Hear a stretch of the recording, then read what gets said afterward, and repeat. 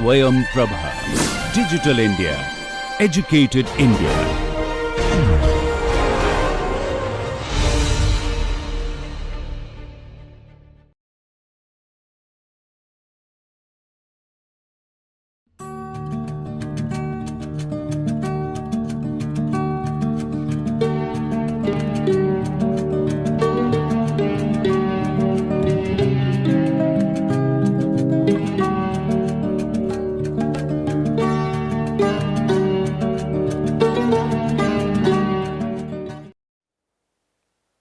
Welcome back.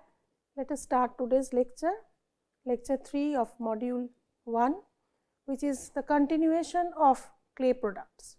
So, what will be covered in this is basically bricks made with alternate materials. So, it is a shift from clay, but as alternate material, what are the alternate materials that help in making also called brick? And then we will go back again to the clay items of terracotta, porcelain and stoneware, clay roofing tiles.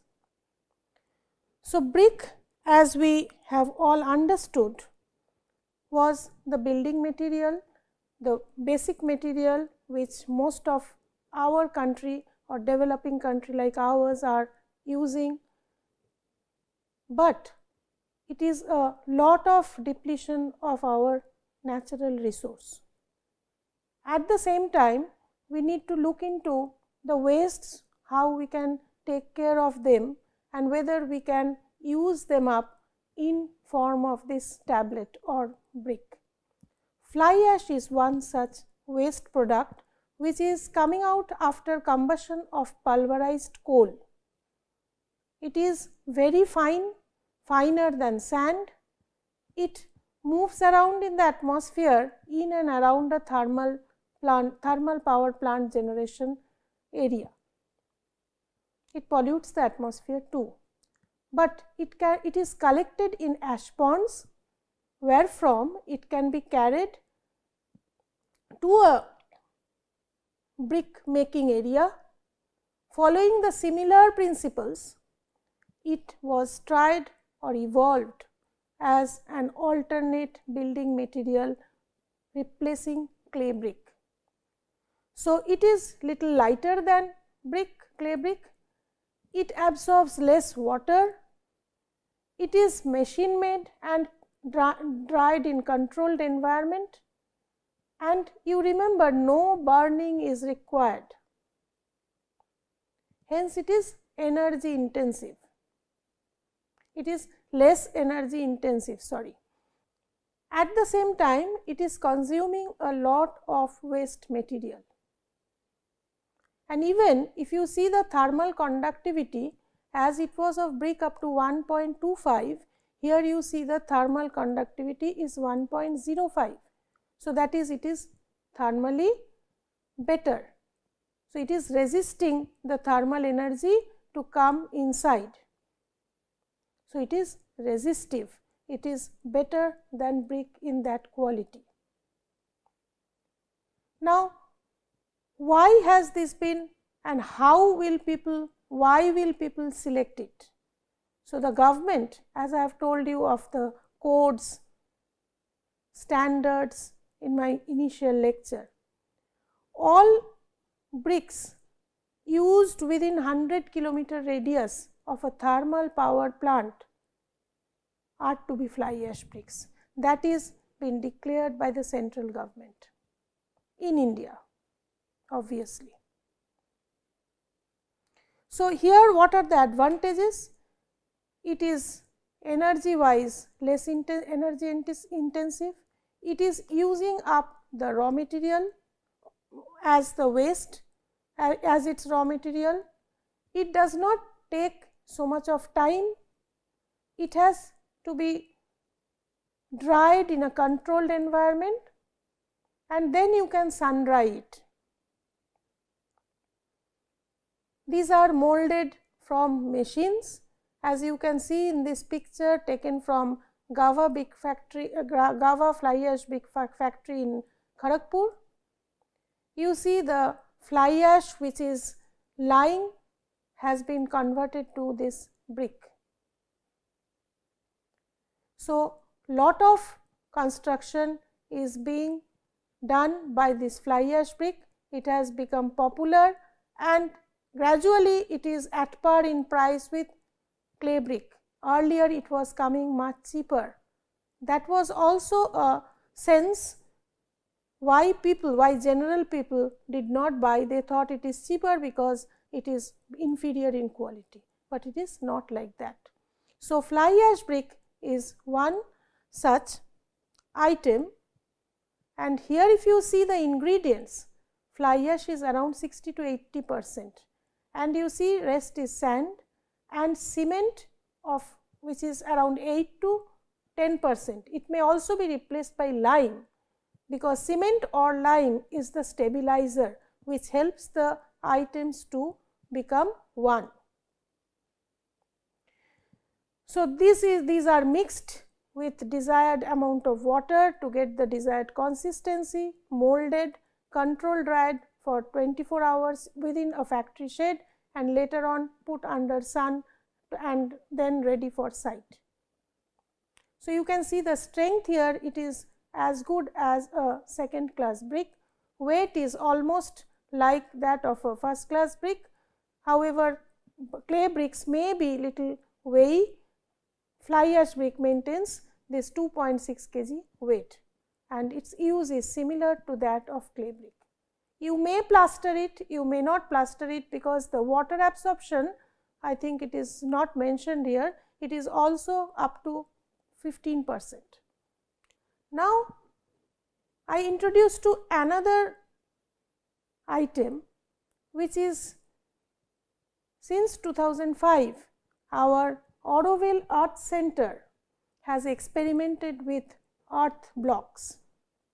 So, this is compressed stabilized earth block in form of bricks or in different shapes as required.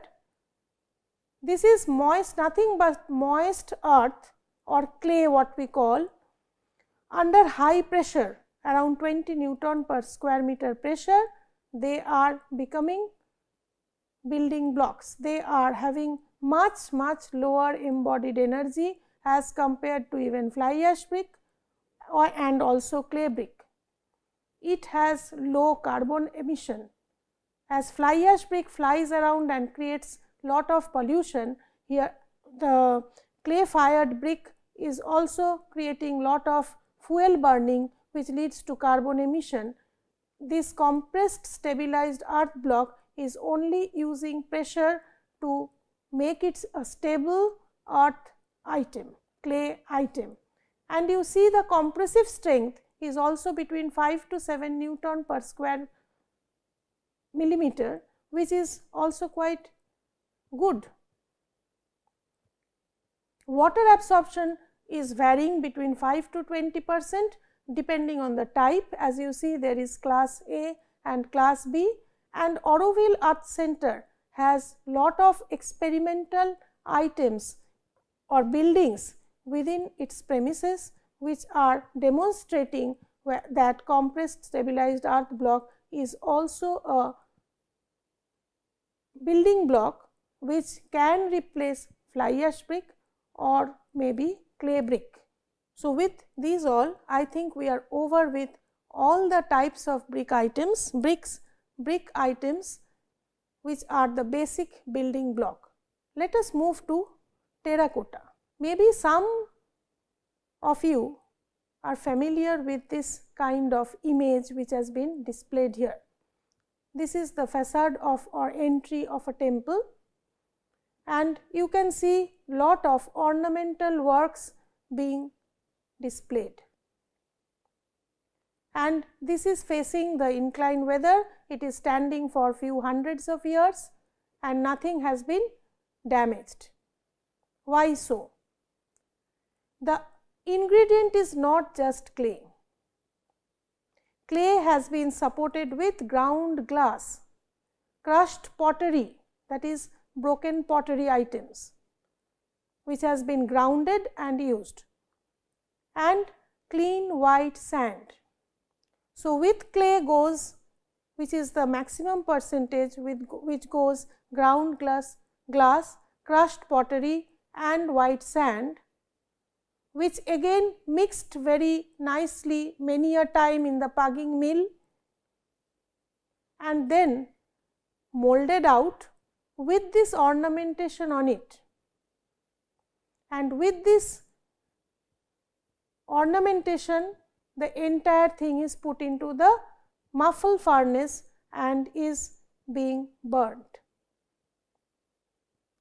Because of adding glass, it gives an impervious layer or coating on top of it, and it allows not to absorb water. It has very low water absorption, even less than 12%. It is very hard and durable. As you can see, it stands for years together. This is very rich ornamental part. It has to be made uniquely for one building. So obviously the price is higher. Some items may be obtained, some decorative items may be obtained, terracotta plates may be obtained, so that you can put it in some entry to emphasize or make it grand. So it can give you a heritage value to it, because these were used in our temples. But mass scale production of terracotta is maybe no more practiced. You can use it, you can use templates, you can make it as per your order, and then only you can use it. So ornamental parts of building, it finds its use. Facades of temples, it finds its use. Sometimes it is entrained with air to make it porous, and you can have porous terracotta. You can have further amount of glass and you can have glazed terracotta, and you can make use of this terracotta in the way you want and place the order as per your desired space, desired facade where you actually want it. Now let us move to the other two items, the porcelain and the stoneware. You can see the pictures on your left hand side, the wash basins, the cisterns, the commodes, the water closets, the sinks, that is all the sanitary fixtures are having a glass like coating on top of it, and it is seamless, it is very smooth. It has, why is this used? Because it has antimicrobial property. It does not carry stain. It is not affected by acids and alkalis. It has a permanent coating on top of it, which is the glaze, and you see it is made of china clay, feldspar, kaolin, silica and clay baked together at a high temperature to achieve vitreousness. As you had seen brick going up to 1100 degrees centigrade or so, these items are baked further at higher temperature to get the quality of vitreousness, vitrification. Some 1400-1500 degrees centigrade, these are baked to get vitrified. Vitrified, once it is vitrified, it does not absorb water, and this glaze on top of it becomes transparent, and it gives an impervious look or imperviousness characteristic to the item. Vis-a-vis, we have stoneware, which is refractory clay, which is silica and alumina, and along with, you see the term is there, stoneware, you add stone dust and crushed pottery as we had used in terracotta, and you can bake it to a high temperature again to achieve vitreousness and low porosity. It will be hard, compact, strong and durable. The points are written for you. You can see this culvert pipe. These are all stonewares are used where it is resistant to weather, where there is chances of stain or chemical action. You can put stoneware, they are not much affected. They are not so porous, but even not impervious like porcelain, and these are mainly used for underground services, underground water services, because you cannot replace it as and when required. It won't come to your notice even what has happened there. So, these are hard and compact durable items which are put underground sewer line. You can use stoneware. So, it can take any pressure on top of it. So, it won't break and it is quite durable, and some sanitary wares are also made with stoneware. Another item which I have not put into the slide is earthenware. Those are not so stable like stoneware, but they also find their use in not much in building industry, but also some in piping. Now, after we finish with all the items, we come to the last one, under clay tile, which is under clay is clay tile, and particularly clay roofing tile. We have flooring tiles, we have wall tiles which are also made of clay, but we will cover that when we are into glass and ceramics. So, what you see here, this clay roof tile is used as a unit to cover the roof. When you go along countryside, you can see such kind of images.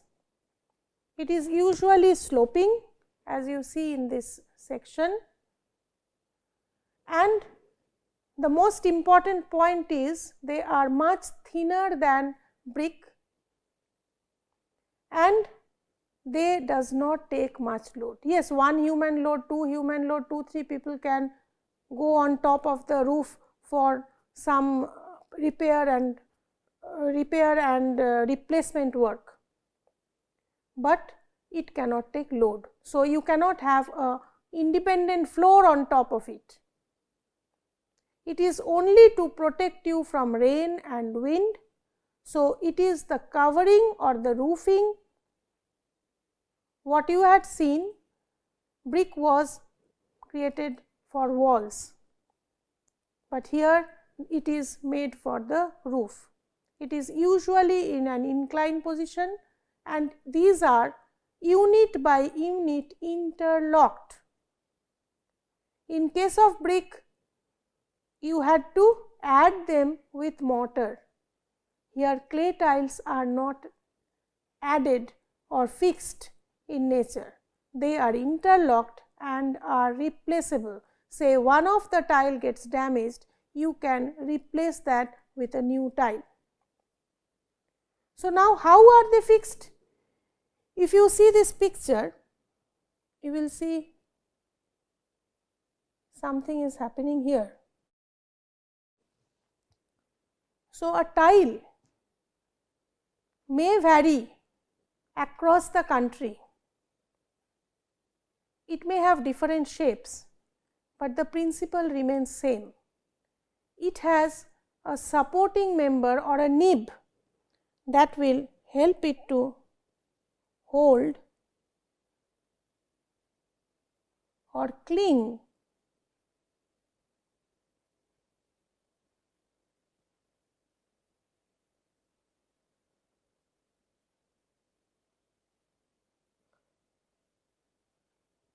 that is called the nib. Hold it to cling with the purlin or the framing system. I will come to that, I will show you a better picture. And you have two holes which are called the nail holes, which runs through and through, on which you can screw it with the support onto which it is clinging. This nib may be continuous, this nib may be piece. So, this is the base of the tile what I have drawn, and that is the top part which you see, the below. So, this thing is actually like a claw, it is holding the vertical member, the frame, and sitting there. So, what I drew is a very flat tile or a pan tile. Across country you will see Mangalore tile, half round tile, and various names, various forms, but you have to remember there is an interlocking arrangement. I had drawn the flat tile. So, how is the interlocking happening? Let us see in the next slide.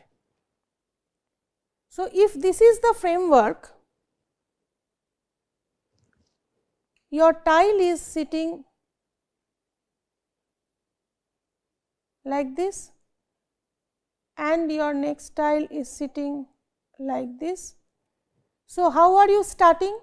You are starting your tiling process from the base, from the lower, and you are moving to the higher, because you cannot pick up this and place this one. So, you are placing your lower tile first and then you are topping with the upper tile, and below is the frame.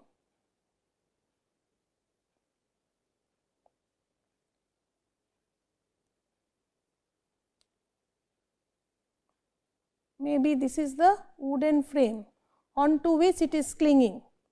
So, how much will this go? This tile will actually have to protect the nail hole. So, here is the nail hole. So, the next tile should start from here,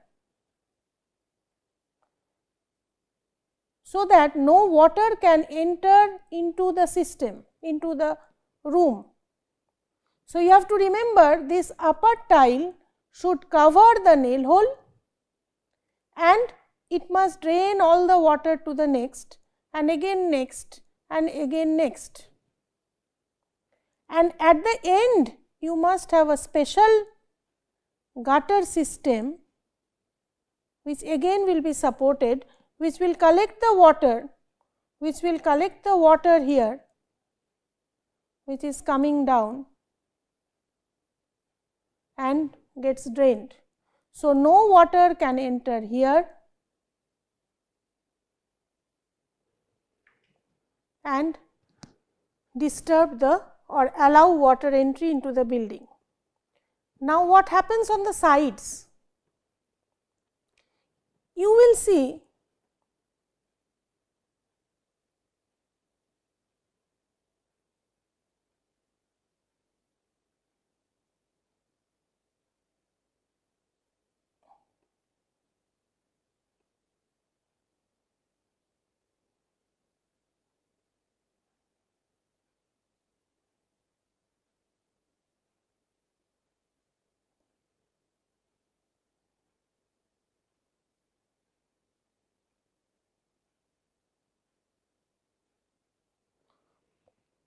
so, when you are getting the view, you are seeing only this circle thing with a very small gap which is allowing the water to flow. But actually the tile starts from here and goes till there, again it starts from here and goes till there, where the lower part is not visible. It may be sometimes under tile and over tile. It may be something like this and something like this. So, this may be one tile and it is supported with an over tile. So, there may be many types. So, on the side there is again a interlocking method adopted, so that water does not leak into through the roof. So, on this side you are having a tight interlock, On this side you are having like a claw an interlock, and the over tile, the upper tile is covering the nail hole so that no leakage is happening.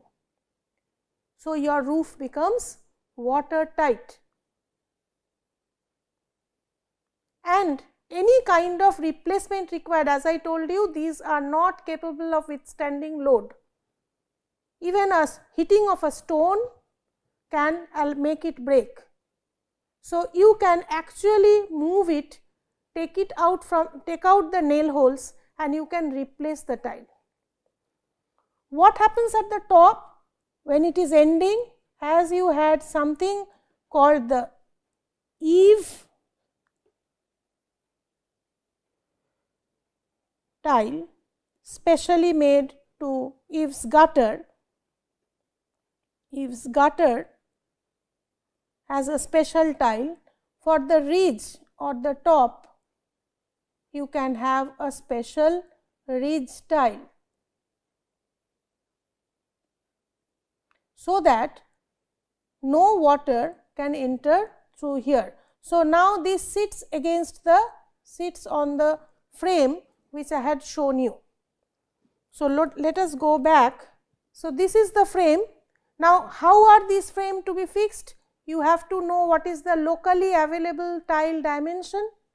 Based on that, these wooden supports called purlins are to be fixed, and these are the common rafters onto which they are to be fixed. And here comes the ridge, here comes the ridge tile, here end comes the gutter tile, the eaves gutter, and in between these you will get your tiles. Now, here you see a further detail, you can see the nail hole, and you see the upper tiles are one on top of other.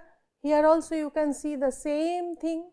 So, this is a very indigenous way of doing. All our countrysides, all our rural India still uses it, they are using it, and they can replace it, and they can have the repair of it, and can have a weather resistant or a proper roofing to their house. With all these, I conclude with the clay items, clay products, and also the alternate materials used replacing brick. The various other clay products that we studied are the terracotta, the porcelain, the stoneware, and the clay tile. Clay tile, under clay tile we understood how it has to be fixed. Similarly, we knew in case of brick how bricks are to be arranged to get brick masonry. Here we understood how clay tiles are to be placed to get a proper weather resistant roofing. So, we conclude here with clay, and thank you to all.